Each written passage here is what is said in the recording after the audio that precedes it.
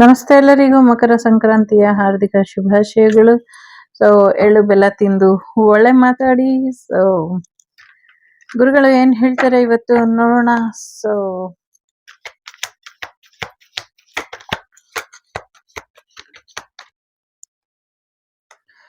ನನ್ಗೆಲ್ಲ surrender ಮಾಡು, ನಾನು ನೋಡ್ಕೊಳ್ತೀನಿ, silent ಆಗಿರು, ನಾನು ನೋಡ್ಕೊಳ್ತೀನಿ ಎಲ್ಲಾನು ಅಂತ ಹೇಳ್ತಿದ್ದಾರೆ.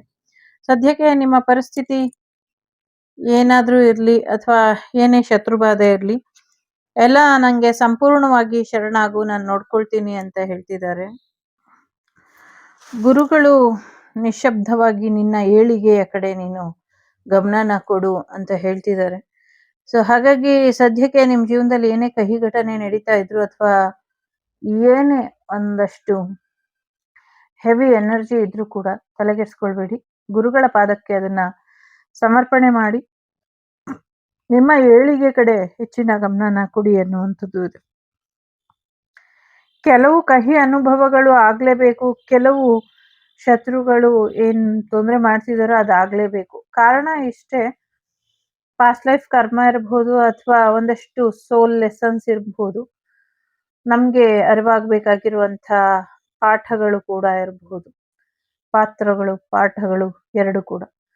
ಸೊ ಹಾಗಾಗಿ ಸ್ವಲ್ಪ ಗುರುಗಳಿಗೆ ಸರೆಂಡರ್ ಮಾಡಿ ನಿಮ್ಮ ಜೀವನದಲ್ಲಿ ನಿಮ್ಮ ಏಳಿಗೆಯ ಕಡೆ ಹೆಚ್ಚಿನ ಗಮನನ ಕೊಡಿ, ಇದರಿಂದ ಹೆಚ್ಚು ಅನುಕೂಲ ಆಗತ್ತೆ ಅನ್ನುವಂಥದ್ದು ಇಲ್ಲಿ ಇದೆ. ಜೊತೆಗೆ ಒಂದು ಶೆಲ್ಫ್ ಲೈಫ್ ಮುಗಿಯೋದ್ರಲ್ಲಿ ಇದೆ ಅಂತ ಹೇಳ್ತಿದ್ದಾರೆ.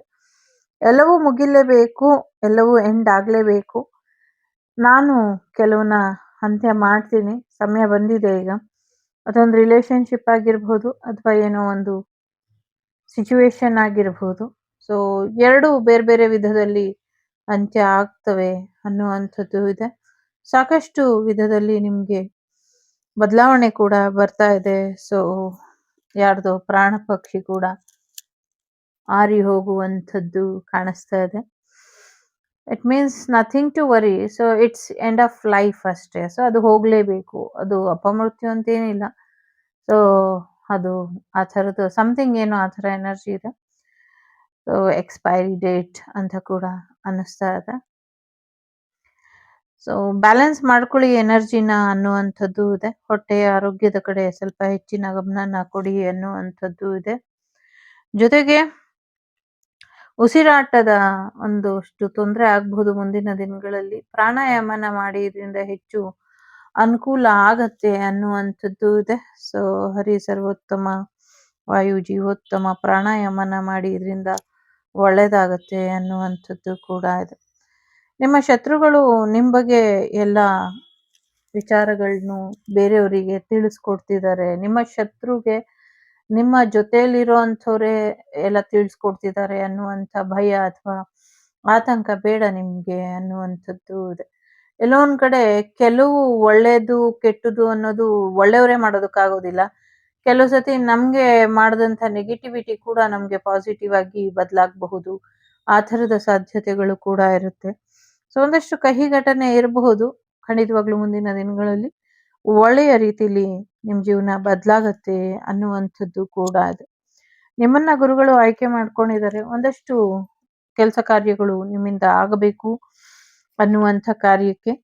ಸೊ ಹಾಗಾಗಿ ಗುರುಗಳ ಆಶೀರ್ವಾದದ ಮೇರೆಗೆ, ಅಣತಿಯ ಮೇರೆಗೆ ನಿಮ್ಮ ಜೀವನನ ಸರಿಪಡಿಸ್ಕೊಂಡು ಹೋಗಿ ಅನ್ನುವಂಥದ್ದು ಕೂಡ ಇದೆ.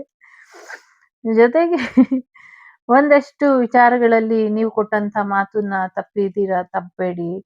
ನೀವು ನಿಮ್ಮ ಫ್ಯಾಮಿಲೀಸ್ ಕೊಟ್ಟಿರುವಂತ ಆಣೆ, ಪ್ರಮಾಣ, ಹರಕೆ, ಹೋಮ ಹವನ ಏನೇನ್ ಹರಕೆ ಮಾಡ್ಕೊಂಡಿದ್ದೀರೋ, ಏನೇನ್ ಮಾತು ಕೊಟ್ಟಿದ್ದೀರೋ, ಏನೇನ್ ಪ್ರಾಮಿಸ್ ಮಾಡಿದ್ದೀರೋ ಅದನ್ನೆಲ್ಲ ಈಡೇರಿಸ್ಕೊಳ್ಳಿ ಅನ್ನುವಂಥದ್ದು ಕೂಡ ಇದೆ. ಎಸ್ಪೆಷಲಿ ದೇವಿಯ ಹರಕೆ ಮತ್ತೆ ವಿವಾಹಕ್ಕೆ ಸಂಬಂಧಪಟ್ಟಂಗೆ, ಕಿವಿಗಳಿಗೆ ಸಂಬಂಧಪಟ್ಟಂಗೆ ಏನೋ ಒಂದಿಷ್ಟು ಹರಕೆ ಕಾಣಿಸ್ಕೊಳ್ತಾ ಇದೆ, ಅದನ್ನು ಕೂಡ ಸರಿಪಡಿಸ್ಕೊಡಿ. ಮತ್ತೆ ಆ ಸರ್ಪಕ್ಕೆ ಸಂಬಂಧಪಟ್ಟಂಗೂ ಕೂಡ ಏನೋ ಒಂದಷ್ಟು ಸಮಥಿಂಗ್ ಏನೋ ಇದೆ, ಅದು ಕೂಡ ಇದೆ, ಅದನ್ನ ಸರಿಪಡಿಸ್ಕೊಳ್ಳಿ ಅನ್ನುವಂಥದ್ದು ಇದೆ. ಏನು ಅಂತ ನಂಗೆ ಅರ್ಥ ಆಗ್ತಿಲ್ಲ. ಜೊತೆಗೆ ಜೀವನದಲ್ಲಿ ಏನೇ ಸಮಸ್ಯೆ ಬಂದರೂ ವಿಭೂತಿ ಧಾರಣೆ ಮಾಡ್ತಾ ಇರಿ. ಗುರುಗಳ ಸನ್ನಿಧಾನದಿಂದ ವಿಭೂತಿನ ತಗೊಂಬಂದು ದಿನಾಗ್ಲೂ ಸ್ವಲ್ಪ ಸ್ವಲ್ಪ ಹಣೆಗೆ ಹಚ್ಕೊಂಡು ಸ್ವಲ್ಪ ಸೇವನೆ ಮಾಡ್ತಾ ಸ್ವಲ್ಪ ಥ್ರೋಟ್ ಚಕ್ರ ಮತ್ತೆ ಹಾರ್ಟ್ ಚಕ್ರ ಹತ್ರ ಇಟ್ಕೊಳ್ಳಿ. ಇದರಿಂದ ಖಂಡಿತವಾಗ್ಲೂ ಒಳ್ಳೇದಾಗುತ್ತೆ. ವಿಭೂತಿಯಿಂದ ಎಲ್ಲ ಸಮಸ್ಯೆಗಳನ್ನು ಬಗೆಹರಿಸುವಂತ ಶಕ್ತಿ ವಿಭೂತಿಗೆ ಇದೆ ಅಂತ ಹೇಳ್ತಿದ್ದಾರೆ. ಸೊ ಗುರುಗಳ ನಾಮ ಜಪನ ಮಾಡಿ ಇದರಿಂದ ಹೆಚ್ಚು ಅನುಕೂಲ ಆಗುತ್ತೆ ಅಂತ ಹೇಳ್ತಿದ್ದಾರೆ. ಲಾ ಆಫ್ ಅಟ್ರಾಕ್ಷನ್ ಹೇಳ್ತಿದ್ದಾರೆ. ನಿಮ್ ಜೀವನಕ್ಕೆ ಏನ್ ಬೇಕೋ ಈ ಹೊಸ ವರ್ಷದಲ್ಲಿ ಕೇಳ್ಕೊಳ್ಳಿ. 2026 ಮಕರ ಸಂಕ್ರಾಂತಿ.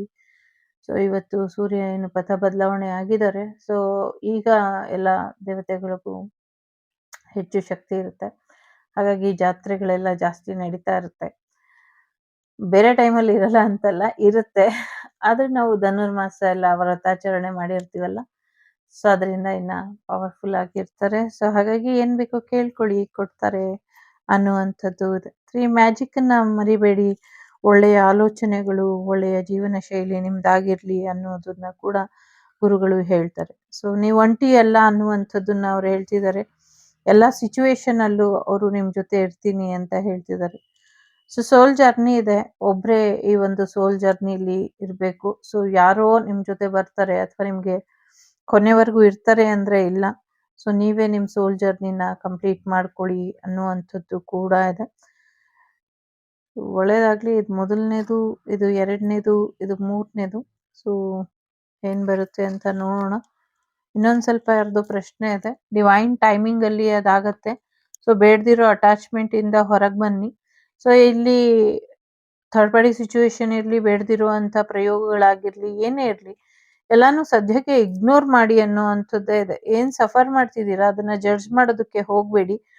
ಸರಿಯಾದ ರೀತಿಲಿ ಫೇಸ್ ಮಾಡಿ ಅಂತ. ಸೊ ಯಾಕೆ ಇಷ್ಟು ಸಣ್ಣದಾಗಿ ರೀಡಿಂಗ್ ಮುಗಿಸ್ತಾ ಇದ್ದೀನಿ ಅಂದ್ರೆ, ಗುರುಗಳು ನಂಗೆ ಸರೆಂಡರ್ ಮಾಡಿ ಕಾದ್ ನೋಡು ಅನ್ನುವಂಥ ಉತ್ತರನ ಕೊಟ್ಟಿದ್ದಾರೆ. ಹಾಗಾಗಿ ನಿಮ್ಮ ಯಾವುದೇ ಸಮಸ್ಯೆ ಇದ್ರೂ ಕಾದ್ ನೋಡಿ ಅನ್ನುವಂಥ ರೀತಿಲಿ. ಸೊ ಒಳ್ಳೇದಾಗ್ಲಿ. ಮೊದಲನೇದು, ಸೊ ಒಂದಷ್ಟು ಜೀವನ ಪಾಠನ ಕಲ್ಸಿರುತ್ತೆ. ಆ ಪಾಠನ ಪ್ರಾಕ್ಟಿಕಲ್ ಆಗಿ ತಗೊಂಡು ಅದರಿಂದ ನೀವೇನ್ ಕಲ್ತಿದ್ದೀರಾ, ಏನ್ ಬದಲಾವಣೆ ಮಾಡ್ಕೊಳ್ಬೇಕು, ಸಮಾಜಕ್ಕೆ ನೀವು ಕಲ್ತಿರೋದ್ರಿಂದ ಏನಾದ್ರೂ ಉಪಯೋಗ ಆಗೋದಾದ್ರೆ ಯಾವ ರೀತಿ ಉಪಯೋಗಕ್ಕೆ ಕೊಡ್ತೀರಾ, ಈ ತರದ್ದು ಯೋಚನೆನ ಮಾಡಿ ಅನ್ನುವಂಥದ್ದು ಇದೆ. ಎರಡನೇದು, ನಂಬಿಕೆ ಭರವಸೆ ಇರ್ಲಿ, ತಾಳ್ಮೆ ಇರ್ಲಿ. ನಿಮ್ಮೆಲ್ಲ ಪ್ರಶ್ನೆಗೂ ಉತ್ತರ ನಾನು ಕೊಡ್ತೀನಿ, ಕಾಯ್ತಾ ಇರು ಅನ್ನುವಂಥ ಪ್ರಶ್ನೆಗೆ ಉತ್ತರನ ಗುರುಗಳು ಕೊಟ್ಟಿದ್ದಾರೆ. ಮೂರನೇದು ಯಾರು ಆಯ್ಕೆ ಮಾಡಿದೀರಾ, ಗುಡ್ ನ್ಯೂಸ್ ಬರ್ತಾ ಇದೆ. ಸೆಲೆಬ್ರೇಷನ್ ಬರುವಂತ ಸಾಧ್ಯತೆಗಳು ಕೂಡ ಇದೆ. ಸೊ ಖುಷಿಯಾಗಿ ಸೆಲೆಬ್ರೇಷನ್ ಮಾಡ್ಕೊಳ್ಳಿ ಅನ್ನುವಂಥದ್ದು ಇದೆ. ಇದಿಷ್ಟು ನಿಮ್ಗೆ ಬಂದಂತ ಮಾಹಿತಿ. ಇಷ್ಟ ಆಯ್ತು ಅಂತ ಅನ್ಕೊಳ್ತೀನಿ. ಇಷ್ಟ ಆದ್ರೆ please like, share and subscribe Shri Vagdevi Kannada tarot. ನಾನು ನಿಮ್ಮ ಅಭಿಮಾನಿ ಕಮಲಾಕ್ಷಿ. ಸಿಗ್ತೀನಿ ಮುಂದಿನ ವಿಡಿಯೋಲಿ. ಅಲ್ಲಿವರೆಗೂ ಲೋಕ ಸಮಸ್ತ ಸುಖಿನೋ ಭವಂತು, ಸಮಸ್ತ ಸನ್ಮಂಗಳಾನಿ ಭವಂತು, ಧರ್ಮೋ ರಕ್ಷತಿ ರಕ್ಷಿತಃ. ಎಲ್ಲರಿಗೂ ಒಳ್ಳೇದಾಗ್ಲಿ. ವಸುದೈವಕ ಕುಟುಂಬ, ವಾಗ್ದೇವಿ ಕುಟುಂಬ ಯಾವಾಗ್ಲೂ ಕ್ಷೇಮವಾಗಿ ಇರ್ಲಿ ಅಂತ ಕೇಳ್ಕೊಳ್ತಾ, ಸೊ ಎಲ್ರಿಗೂ ಒಳ್ಳೇದಾಗ್ಲಿ. Take care.